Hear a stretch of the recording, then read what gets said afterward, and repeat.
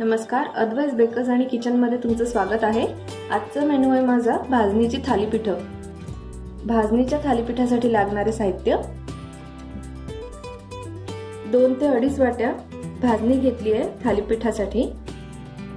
आणि सुके मसाल्यांमध्ये गरम मसाला, धने पावडर, लाल तिखट, हळद आणि जिरे, ओवा, तीळ, आलं लसूण पेस्ट, कांदा एक बारीक चॉप करून घेतलाय, एक हिरवी मिरची बारीक चॉप करून घेतली आहे आणि भरपूर अशी बारीक करून कोथिंबीर घेतली आहे। चवीला मीठ आणि भाजणी करण्यासाठी तेल। भाजणीच्या थालीपीठासाठी हे पीठ मी चाळून घेतलंय आणि आता याच्यात मसाले घालायचे। अर्धा चमचा हळद, तिखट 2 चमचे, तिखट तुम्हाला पाहिजे तसं तुमच्या अकॉर्डिंग वाढवू शकता।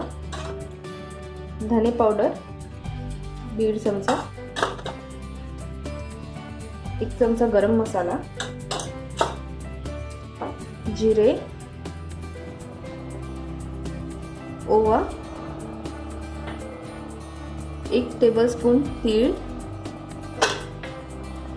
आलं लसूण पेस्ट, एक हिरवी मिरची बारीक चॉप करून घेतली आहे,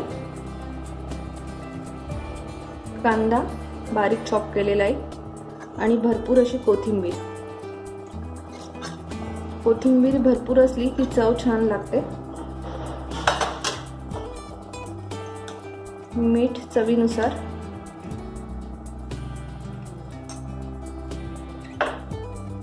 आणि याला आपल्याला कडक तेलाचं मोहन घालायचं आहे।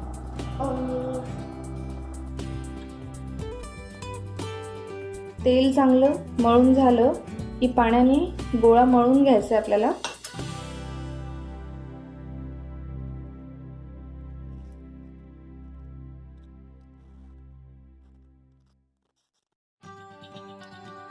याप्रमाणे मी गोळा मळून घेतलाय। याला फार पातळ म्हणजे पोळीला लागतो तसा नाही भिजवायचा आहे, थोडा घट्टच असावा। आणि आता याचे छोटे छोटे गोळे घेऊन एका प्लास्टिकवर याला आपल्याला असं स्प्रेड करायचं आहे। भाजणीच्या पिठाचे साहित्य आणि प्रमाण मी डिस्क्रिप्शन बॉक्समध्ये देते आहे। याप्रमाणे याला पॅनवर ठेवायचं आहे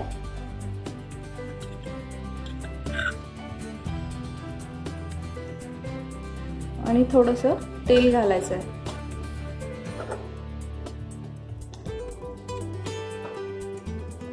थालीपीठावर तेल घातल्यावर त्याला 2 मिनिट प्लेटने झाकून घ्यायचं आहे।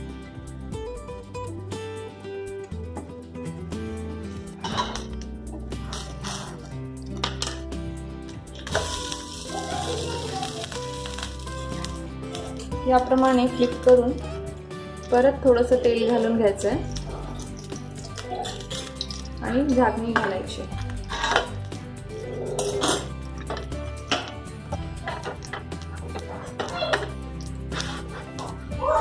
अशा प्रकारे दोन्ही बाजूनी खरपूस भाजून घ्यायचं आहे। अशा प्रकारे आपली भाजणीची थालीपीठ तयार आहे। याला तुम्ही गरम गरम थालीपीठाला थंड दह्यासोबत सुद्धा सर्व करू शकता किंवा लोणचं, दाण्याची चटणी हे सुद्धा चालेल। या अशाच छान छान रेसिपी बघत राहा आणि अद्वैत बेकर्स आणि किचनला लाईक, शेअर आणि सबस्क्राईब करत राहा। धन्यवाद।